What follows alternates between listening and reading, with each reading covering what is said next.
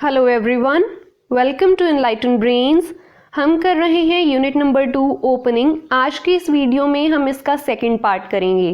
Previous video में हमने इसका फर्स्ट पार्ट किया था जिसका मेन फोकस था व्हाई ओपनिंग इज इम्पॉर्टेंट। सो आज की इस वीडियो में हम करेंगे planned narratives and opening, the opening and the short story, the narrative modes. इसको मैं आपको एक्सप्लेन करने वाली हूँ। वीडियो की शुरुआत में मैं आपको बता दूं कि कुछ चीज़ों को मैंने हाईलाइट करके रखा है। वो चीज़ें आप अगर रीड कर लोगे तो आपको सारा चैप्टर रीड करने की ज़रूरत नहीं है। इस चैप्टर में बस कुछ पॉइंट्स हैं जो आपको अपने माइंड में रखने हैं while you are writing a novel और अ शॉर्ट स्टोरी। पहले भी मैंने कहा है कि इस चैप्टर का जो फोकस है वो पोएम के ऊपर तो बिल्कुल भी नहीं है। आपको कुछ टिप्स दी गई हैं कि आपने नॉवल की ओपनिंग कैसे करनी है और शॉर्ट स्टोरी की ओपनिंग आपने कैसे करनी है। सो प्रीवियस वीडियो में हमने रीड किया था कि कोई रेडीमेड रेसिपी नहीं दे रखी है इन्होंने, बस आपको कुछ पॉइंट्स हैं उनको अपने माइंड में रखना है। फिर इंपॉर्टेंस ऑफ ओपनिंग में हमारे पास 3 पॉइंट्स थे कि बड़े बड़े राइटर्स होते हैं वो भी फॉल्स स्टार्ट करते हैं जब उनको लिखने में कुछ ओपनिंग या उनकी अच्छी नहीं हो रही होती है। सो आप भी फॉल्स स्टार्ट कर सकते हैं, इसमें कोई प्रॉब्लम नहीं होती है। फिर हमें है कि डिफरेंट जॉनर्स के डिफरेंट लिखने के तरीके होते हैं। पोएम की ओपनिंग डिफरेंट स्टाइल से की जाती है, नॉवल की ओपनिंग डिफरेंट स्टाइल से की जाती है। Next we have the opening as a unit of composition. आपने कुछ भी लिखा उसमें जो ओपनिंग होती है वो आपकी स्टोरी को या फिर नॉवल को एक विजनरी सेंटर तक लेकर जाती है और उसके बाद एक लॉजिकल एंडिंग होती है। सो ओपनिंग का एक अपना रोल होता है किसी भी नॉवल या फिर शॉर्ट स्टोरी में। अब आज की इस वीडियो में हम करेंगे प्लान्ड नैरेटिव्स एंड ओपनिंग के बारे में। पहले ही प्रीवियस वीडियो में मैंने कहा था 2 तरीके की ओपनिंग होती है। जो राइटर्स होते हैं वो 2 तरीके से ओपनिंग करते हैं।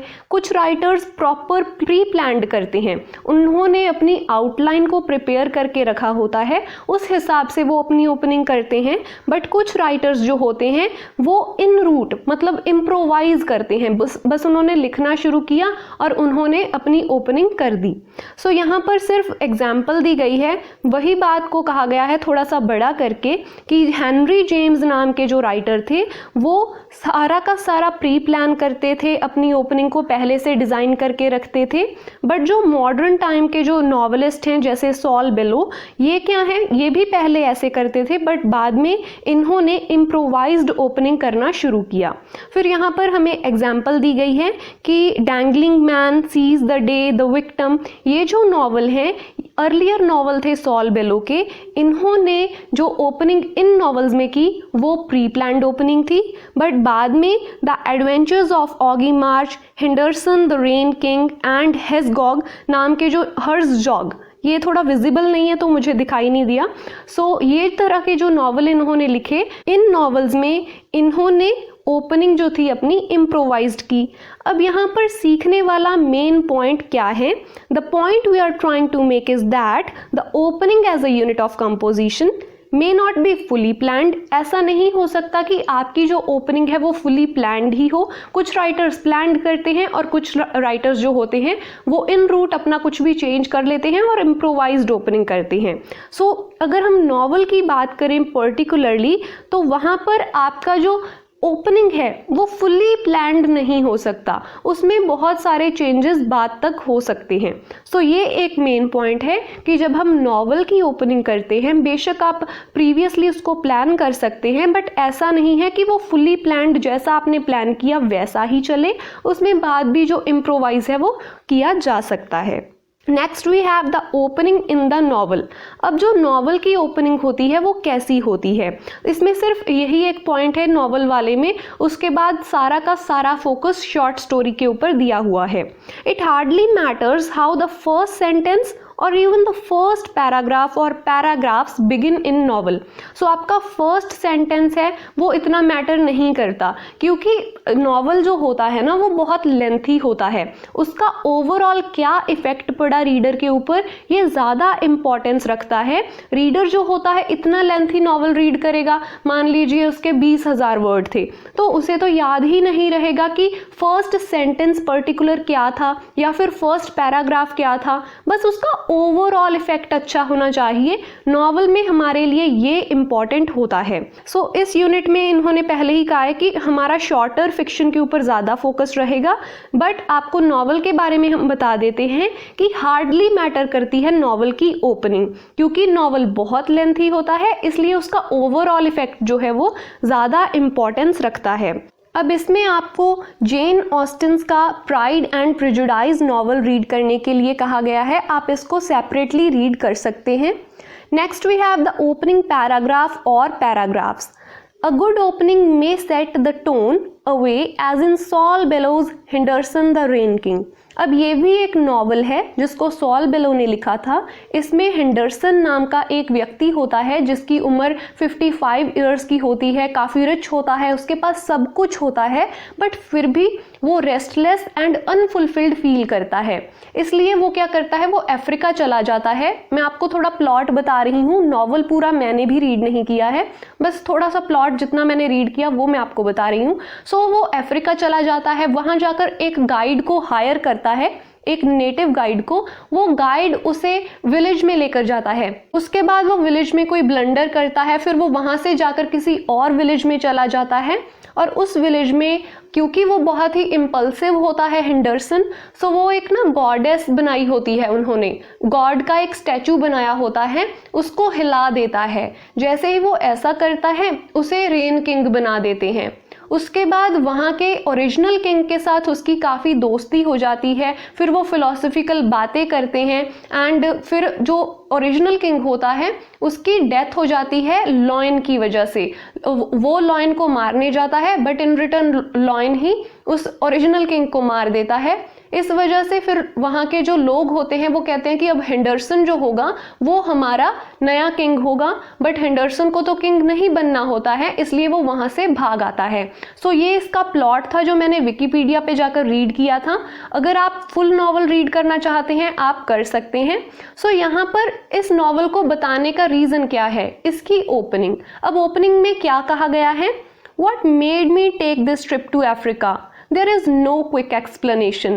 Things get worse and worse and worse and pretty soon they were too complicated. अब देखिए ये हुआ हमारा फर्स्ट पैराग्राफ। आप देखें कि इस 2 लाइंस के फर्स्ट पैराग्राफ में कोई ग्रेट मेरिट नहीं है। अगर सेकंड पैराग्राफ की हम बात करें, यहाँ पर आप देख सकते हैं, When I think of condition at the age of 55, when I bought the tickets, all is grief. The fact being to crowd me and soon I get a pressure in my chest, a disorderly rush begin, my parents, my wives, my girl, my children and family animal, my habit, my money, my music, lesson। अब यहाँ पर ये जो my का use किया गया है, इससे वो क्या कर रहा है राइटर, वो रीडर की जो एपेटाइट है, आगे क्या हुआ आगे क्या हुआ, ये जानने की जो रीडर की इच्छा है उसे कंप्लीट कर रहा है। बस यही एक बात है। इस एग्जाम्पल को पढ़ने का मेन रीज़न ये था कि आपको ये बताया जा सके कि जो नॉवल की ओपनिंग होती है उसमें आपको ज़्यादा स्ट्रेस लेने की ज़रूरत नहीं है, क्योंकि आपके नॉवल का ओवरऑल इफेक्ट मैटर करता है। उसका फर्स्ट सेंटेंस या उसका फर्स्ट पैराग्राफ जो है वो इतना इम्पॉर्टेंट नहीं होता है, वो आपका ओवरऑल इफेक्ट क्या निकला वही इम्पॉर्टेंट है। अब देखेंगे the opening and the short story. इस लेसन का पूरा फोकस शॉर्ट स्टोरी के ऊपर था। सो अब यहाँ पे हमें काफ़ी कुछ सीखने को मिलने वाला है। जो पॉइंट्स हाईलाइट करके रखे हैं उनको हमेशा अपने माइंड में रखना है। सबसे पहले क्या है, any potential writer will have to take note of the target audience. सबसे पहले आपको ये पता होना चाहिए कि मेरी ऑडियंस कौन सी है, किन लोगों को मैंने टारगेट करना है। शॉर्ट स्टोरी में ये सबसे ज़्यादा इम्पॉर्टेंट होता है। इस चैप्टर में शॉर्ट स्टोरी के ऊपर फोकस इसलिए ज़्यादा दिया जा रहा है क्योंकि जो बिगिनर राइटर होते हैं वो सीधा नॉवल नहीं लिखते, वो शॉर्ट स्टोरी से ही अपनी शुरुआत करते हैं। इसलिए आपको पहले ही बताया गया है कि आप अपनी ऑडियंस किस ऑडियंस को आपने टारगेट करना है, इस बात को आपने माइंड में रखना है। अपनी प्रायोरिटीज पहले ही स्ट्रेट अवे सेट करके रखो कि कौन सी ऑडियंस मेरी टारगेटेड ऑडियंस है। क्या मैंने बच्चों के लिए शॉर्ट स्टोरी लिखनी है, क्या मैंने एज ग्रुप, अगर हम आगे और पढ़ेंगे ना उसमें स्पेसिफिकली एज ग्रुप्स बताए गए हैं कि 5 से लेकर 7 तक का एज ग्रुप हो गया, फिर 8 से लेकर 12 तक का एज ग्रुप हो गया। सो स्पेसिफिक टारगेट ऑडियंस आपको पता होनी चाहिए। Choose carefully the area of your interest and operation. फिर आपने देखना है कि आपको कौन सी चीज इंटरेस्टिंग लगती है। देखिए कई बार क्या होता है, एक पर्टिकुलर टारगेटेड ऑडियंस बहुत ज्यादा गिनती में होती है, नंबर्स में होती है। सो हमें लगता है एज अ राइटर कि ये लोग मेरी चीजों को ज्यादा, मेरे वर्क को ज्यादा खरीद सकते हैं, इसलिए मैं इनके लिए लिखता हूं। बट यहाँ पर एक पॉइंट है कि आपने अपना खुद का इंटरेस्ट भी देखना है कि क्या आप जिस ऑडियंस को टारगेट कर रहे हैं आपको उनके लिए लिखने में इंटरेस्ट है या फिर नहीं। सो ये एक पॉइंट है। उसके बाद है डिफरेंट टाइप्स एंड टारगेट्स। अब यहाँ पर हमें मैगजीन के टाइप्स बताए गए हैं एंड टारगेट्स के बारे में बताया गया है। पहले टाइप का मैगजीन होता है पल्प। अब ये जो पल्प मैगजीन है ना, ये 18th सेंचुरी में बनाया गया था। इसमें क्या होता है, बहुत ही रफ सा पेपर होता है और वैरायटी ऑफ जॉनर्स होते हैं। इसमें ह्यूमर के ऊपर आप लिख सकते हो, स्पोर्ट्स के ऊपर लिखा जाता है, वॉर के ऊपर लिखा जाता है। So various kind of fiction जो होती हैं वो पल्प मैगजीन में कवर होती हैं। फिर आ गया स्लिक। अब स्लिक मैगजीन को ग्लॉसी मैगजीन भी कहा जाता है। इसका रीजन होता है कि ये जो मैगजीन होता है इसका पेपर काफी हाई क्वालिटी का होता है। ये जो स्लिक मैगजीन का ट्रेंड स्टार्ट हुआ था, ये हुआ था 1930 में। थर्ड आ गया हमारे पास क्वालिटी और आर्ट। अब ये मॉडर्न टाइम के मैगजीन हैं। जैसे बहुत सारे जो मैगजीन हैं वो अपना कंटेंट सिर्फ ऑनलाइन पब्लिश करते हैं। सो ये उस कैटेगरी में आ गए।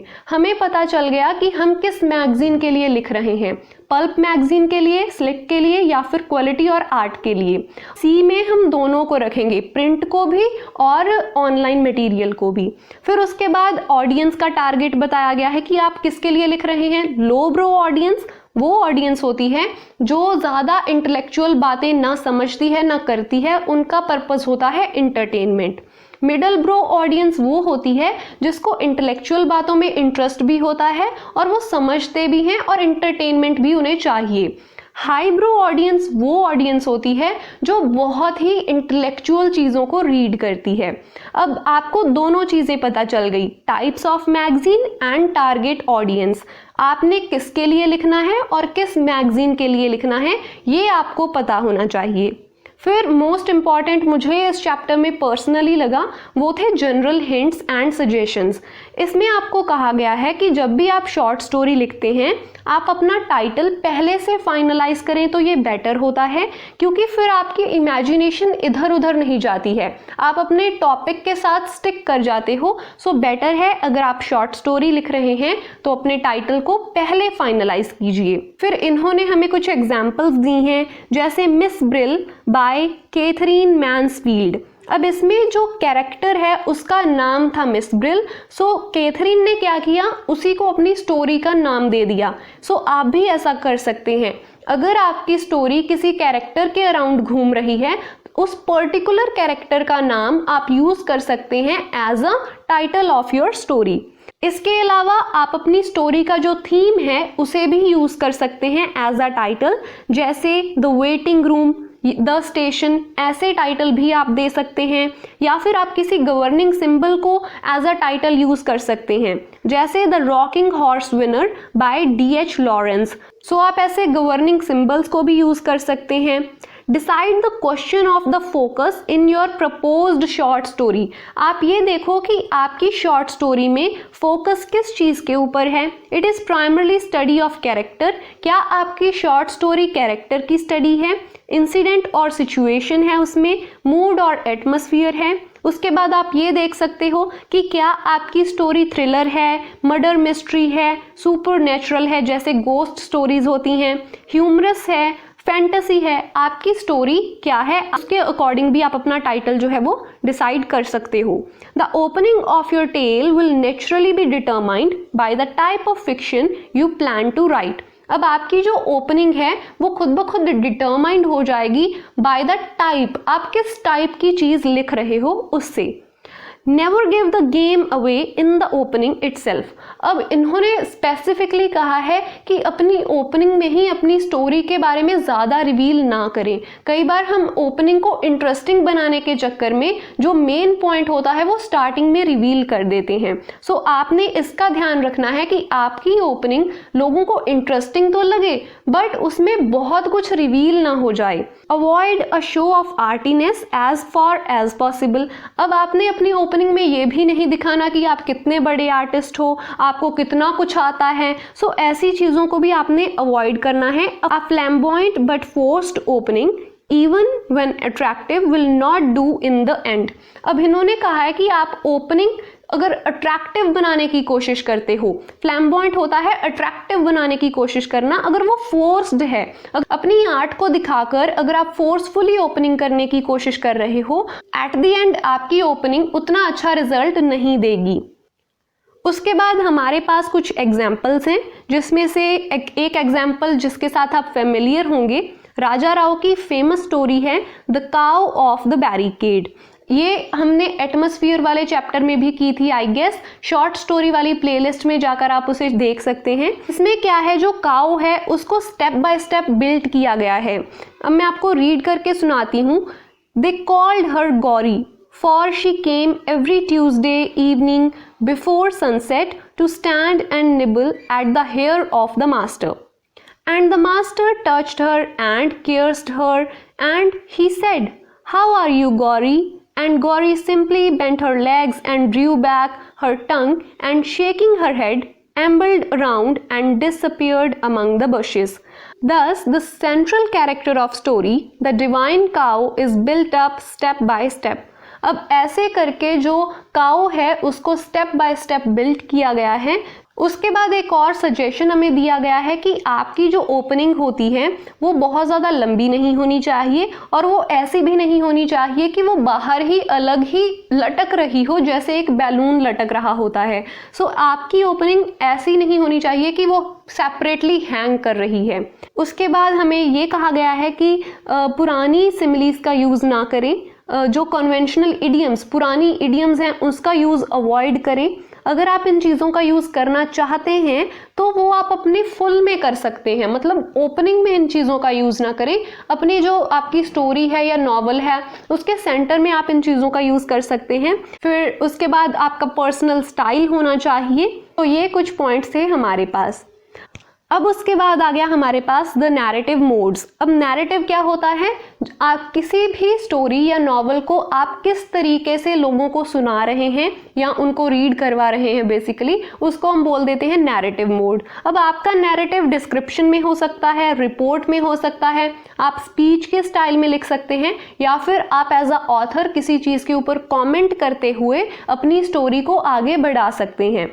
इसमें इन्होंने कहा है कि मॉडर्न राइटर्स जो हैं वो आजकल रिपोर्ट एंड स्पीच का ज़्यादा यूज़ करते हैं अपनी ओपनिंग करने के लिए। आप भी कर सकते हैं। The modern trend thus is to start without an exposition और डिस्क्रिप्शन इफ़ पॉसिबल। जो मॉडर्न ट्रेंड है वो ये है कि ज़्यादा डिस्क्रिप्शन नहीं देते हैं राइटर्स अपनी ओपनिंग में, वो कोशिश करते हैं कि वो रिपोर्ट या फिर स्पीच के स्टाइल में अपनी ओपनिंग को करें। The short story is more like a poem. अब इन्होंने कहा है कि जो शॉर्ट स्टोरी है वो मोस्टली पोएम के जैसी होती है। It requires speed, concentration and brevity. Short story में स्पीड होनी चाहिए, एक पर्टिकुलर पॉइंट के ऊपर कॉन्सेंट्रेशन होना चाहिए और ब्रीफ होनी चाहिए। इसमें जो हमारी इकोनॉमी ऑफ वर्ड है कि हमने कम वर्ड्स का यूज़ करना है, वर्ड्स को हमने सेव करना है और उनका बिना ज़्यादा यूज़ किए ज़्यादा से ज़्यादा हमने बात कहने की कोशिश करनी है। ये हमारा मोटो होता है शॉर्ट स्टोरी में। सो ये कुछ 5-7 पॉइंट्स है हमारे पास, इनको आप अपने माइंड में रखेंगे तो आप अपने शॉर्ट स्टोरी का अच्छा टाइटल दे पाएंगे। शॉर्ट स्टोरी का टाइटल देते टाइम आप कोशिश कीजिए कि लिखने से पहले ही डिसाइड कर लें कि आप क्या लिखना चाहते हैं, उससे आपकी इमेजिनेशन इधर उधर नहीं भागेगी। आप अपने कैरेक्टर का नेम एज अ टाइटल लिख सकते हैं, आप किसी गवर्निंग सिंबल का name as a title use कर सकते हैं। उसके बाद आप अपना फोकस जो है वो डिसाइड कीजिए कि आपकी कैरेक्टर के ऊपर ज़्यादा फोकस है, आपकी थीम क्या है। ये चीज़ें काफ़ी इंपॉर्टेंस रखती हैं। अपनी ओपनिंग में कभी भी अपने रीडर को बहुत ज़्यादा डिटेल्स मत दीजिए। जो नॉवल होता है उसमें हमारा जो फर्स्ट सेंटेंस या कुछ पैराग्राफ्स होते हैं वो उतनी इंपॉर्टेंस नहीं रखते हैं, but on the other hand short story में ये चीज़ें इंपॉर्टेंस रखती हैं, क्योंकि हमारे पास वर्ड कम होते हैं और हमने कम वर्ड्स में ज़्यादा से ज़्यादा चीज़ें अपने रीडर को बतानी होती हैं। सो ये कुछ पॉइंट्स थे जिनको हमने डिस्कस किया। एग्जाम पर्सपेक्टिव से बात करें, क्वेश्चन इसमें से आज तक तो नहीं आया है। अगर मैं 2021 तक की बात करूं, आगे आ सकता है, बस इन पॉइंट्स को अपने माइंड में रखिएगा। सो ये थी आज की वीडियो। आई होप आपको ये वीडियो अच्छी लगी होगी। Thank you so much for watching.